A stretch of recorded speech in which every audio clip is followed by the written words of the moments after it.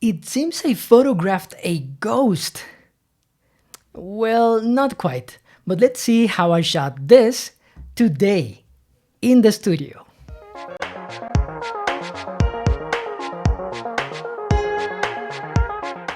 Producing an image of a ghost is not difficult.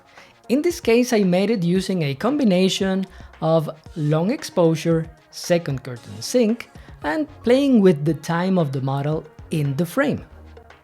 In previous videos, you saw how I worked with Jessica in order to demonstrate a few flash techniques. In a shoot we did back in February, we ran a few experiments with long exposure, flash, and movement. Most of those experiments didn't quite turn out the way I intended, but there was one that did. My intention for this shot was to show a semi-transparent Jessica in the frame, while the rest of the image was reasonably exposed. We did it in one shot, as you can see in the video.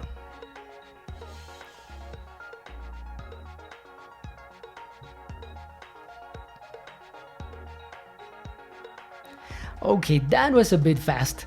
Let me explain what happened and all the circumstances around the shot.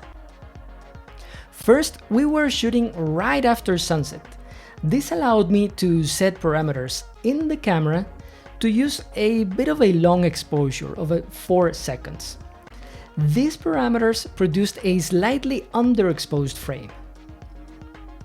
Then I asked Ricardo to hold a small flashlight, marking the place for the model to pose. I set a Godox TT685 inside my 90cm octabox on camera left with a power of 1/32, so it lit the model just a bit. I controlled this flash with a Godox X1T transmitter and set it to fire using second curtain sync. This ensured the flash fired at the end of the exposure.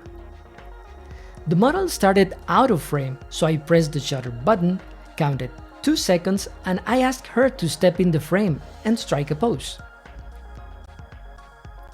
Back home, I got the image in Lightroom and did some adjustments. Specifically, I increased the exposure by 0.7 stops, increased the contrast just a bit, turned out the highlights, and brought up the shadows.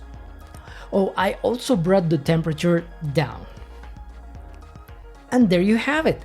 This is how you can mix long exposure, second curtain sync, and asking your model to step in the frame in the middle of the exposure, so you can create an image of a ghost.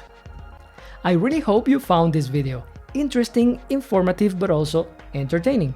If that is the case, please press the like button, subscribe to the channel, and share this video with your friends. But most of all, please remember to stay safe, keep learning, and keep creating. And I'll see you in the next video.